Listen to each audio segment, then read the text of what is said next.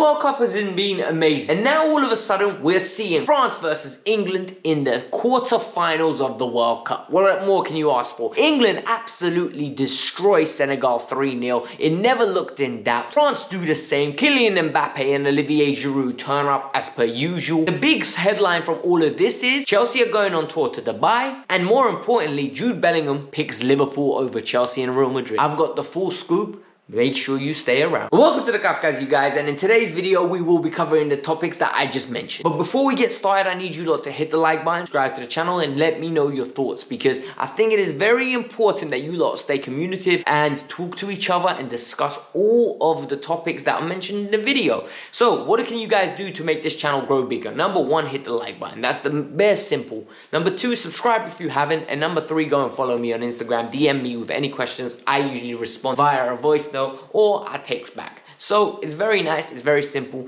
Now let's move on with the video. We'll start with the England game, France game, and then the Jude Bellingham news. So England absolutely destroyed Senegal. And look, these knockout games are always going to go in a similar light. The underdog team has a lot of belief, they're amped up, and they attack from the outset, or they defend and hit teams on the counter-attack. And Senegal did just that. First 25 minutes, they were the better team. In my opinion, if they were going to win this game, they had to get something from that first 25 minutes. There was a great opportunity, and Pickford made a great one-handed save. But then England's quality really started to show. Declan Rice, who I'm very critical of, I think he done very well in that midfield yesterday. And not with the side that I want him to improve, with his best attributes. Breaking up play, just being a nuisance and being an absolute disruptor for the other team. Bellingham's ability to carry the ball was there for all to see and make the right decision and be brave in possession. For a 19-year-old, the way he picked up that ball and drove it and drove it and drove it and then got his head up and cut it back to Jordan Henderson, who finished it. Honestly, it was a simple finish. He got Koulibaly out wide, crossed it against goal. Mendy can't do nothing about it. It's a nice training ground finish. The second goal, Bellingham's ability to carry the ball once again personified. He gets the ball and he does this lovely two-shift touch where he goes with his right foot and then left foot to open it up and push it open.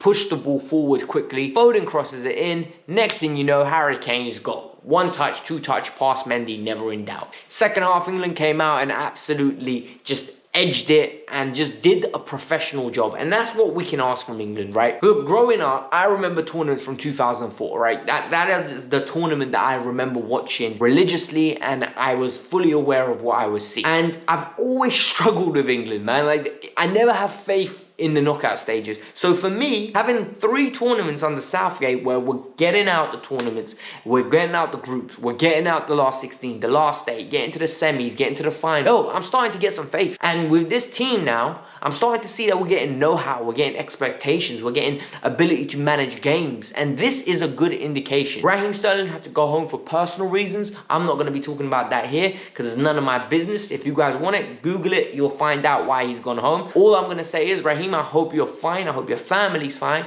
And yeah, he needs to do what's best for his family. Football's a job, right? At the end of the day, he needs to be with his family, supporting them, and if he wants to come back, it's for him. Mason Mount came on, Edouard Mendy and Koulibaly played the full 90. Conor Gallagher was there on the bench. Otherwise, that's the Chelsea roundout from the England game. England have done really well. We've qualified, and we're through to play these lot. The French looked amazing. Like, I'm not even gonna lie to you, the French looked good. So, like I said, the underdog team, 9 out of 10 times, gets a little uprising. They start attacking, they start hassling, and there was a great opportunity for Poland to score.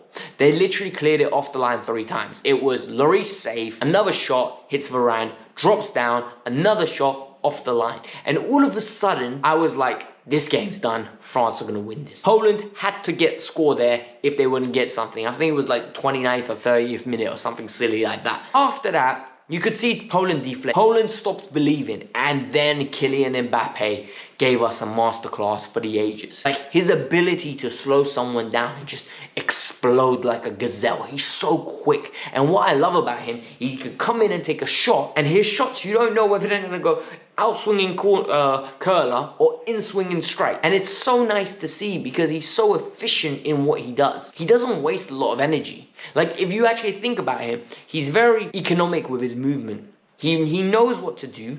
He gets the ball, slows it down, and goes. And all of a sudden, that burst, those 10, 15-yard bursts, they leave gaps. And he's doing really well. And then you start looking at the other aspects of his game. The other aspects is getting to the byline and putting crosses in. And when he does that, he's better than anyone. When he mixes up his game, he's absolutely phenomenal. And I'm very impressed. I'm very proud of me being able to see a player of that magnitude and just appreciate him.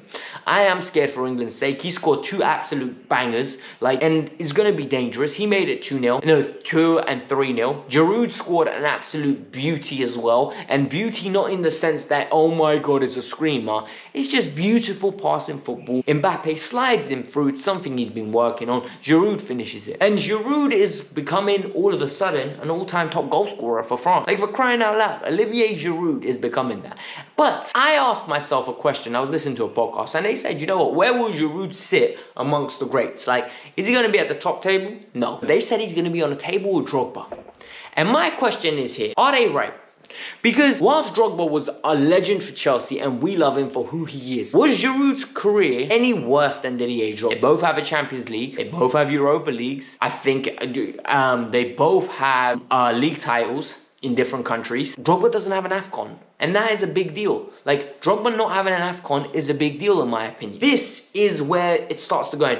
Do you value Premier League titles higher than a World Cup? And that's where the debate could start. But that's for you lot to think about. That's for you lot to think. And yeah, let's get into the Jude Bellingham. Now for the main event. We all know Jude Bellingham is basically a generational talent, according to a lot of people. I think he's a very good talent. I don't know whether you're going to call him generational, but he's a top tier talent, right? So he's been very cozy with Jordan Henderson. You can see Jordan scores a goal, comes up to him, they celebrate together.